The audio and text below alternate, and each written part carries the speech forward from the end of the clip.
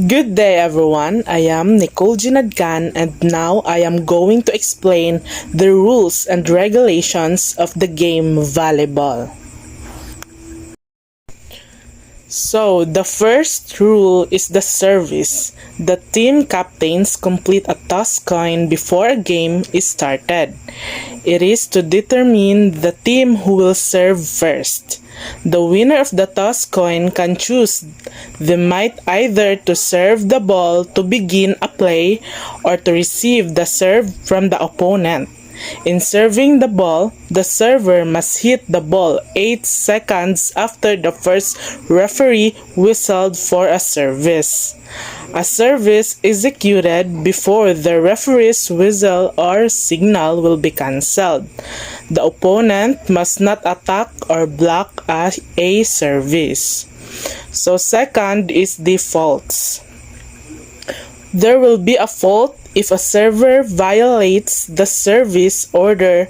The player of the team at fault must take their correct position at the time the ball is contacted for a serve. The players in the opponent court must be in their proper order. There will be a fault called if a server doesn't execute the service properly, stepping on the server's line and not releasing the ball. Failure to serve the ball over the net is a fault as well. Hitting the ball to the antenna is considered an out.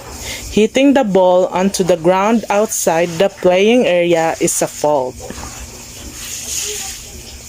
Third is the gameplay.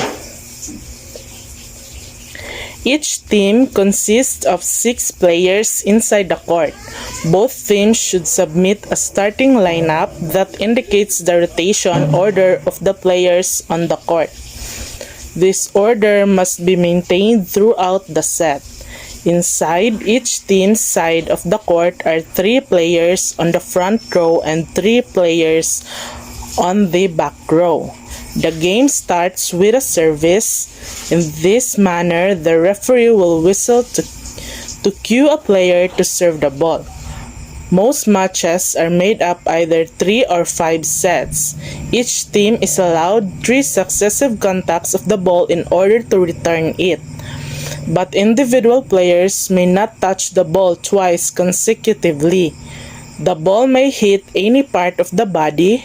Front row players may complete attack hit at any height of the ball, but in back row players, they are allowed to attack if the ball is lower than the top of the net. And also in attacking back row, players are not allowed to step across the front zone. The 2 timeouts are allowed for each team, and libero does not count as a sub. The game continues until one of them scores 25 points and 2 points ahead. Next is playing the ball. Touching the ball in an attempt to block does not count as touch. The same player may be the first contact. Contact with the ball must be brief and instantaneous. Scooping, lifting, pushing, or carrying the ball in a form of holding a ball clearly hit from a position below the ball is considered as a good hit. Receiving a serve ball with an overhead pass using open hands is not necessarily a fault. A player is not allowed to attack the ball on the opponent's side of the net. A libero is not allowed to have an attack hit, and if the entire ball is higher than the top of the net, play will continue during the serve even if the ball makes contact with the net and goes over. Next is blocking.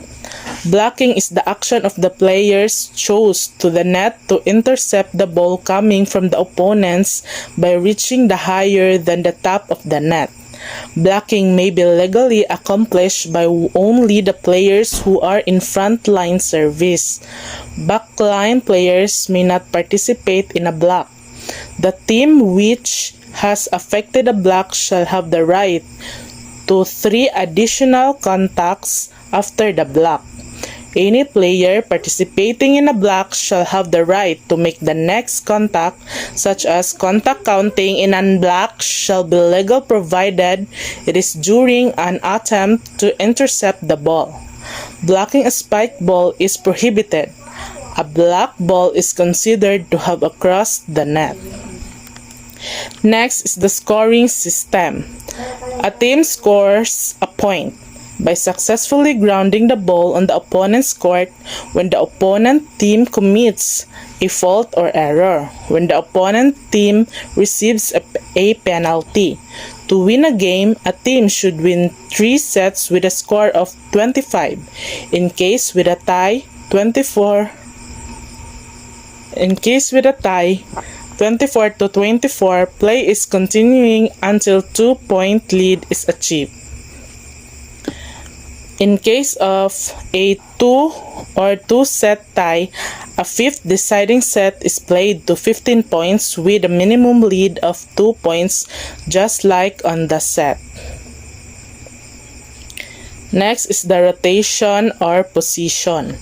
At the moment the ball is hit by the server, each team must be positioned within its own court in the rotational order, except the server. The positions of the player are numbered as follows. The 3 players along the net are front row players and occupying the 5 back left and 6 back center, 1 to back right. Relative positions between players. Each back row player must be positioned farther back from the center line than the corresponding front row player. The front row players and the back row players respectively must be positioned laterally in order indicated in the rule. The position of player is determined and controlled according to the position of their feet contacting the ground as follows. Each front row player must have at least a part of his or her foot closer to the center line than the feet of the corresponding back row players. Each right side player must have at least a part of his or her foot closer to the right sideline than the feet of the center player in that row. After the service hit, the players may move around and occupy the next position being assigned. Teams must rotate appropriately in a clockwise manner. Next is the libero. In 1998, the FIVB introduced a new specialist role, the libero. This player wears a different colored uniform from the rest of the team, can be substituted in back row for any player on the team. The libero cannot serve, spike the ball over the net, or rotate into the frontline position, but plays a vital role for the team in serve reception and back row defense. Lastly is the violation. Players are not allowed to touch the ball 2 times in a row. Players may not lift the ball. 3 touches made before the ball reaches the other side. Players are not allowed to touch the net. Players are not allowed to cross to the other team's side. Players may not step over while serving the ball. Players are not allowed to taunt. If the ball lands outside of the court, a point is granted. A team may only make a limited number of substitutions. A point is granted to a team if the other team cannot follow procedure. Playing with palm of hands, double contact, line ball, and stepping. Those are the rules and regulations in volleyball. Thank you for listening.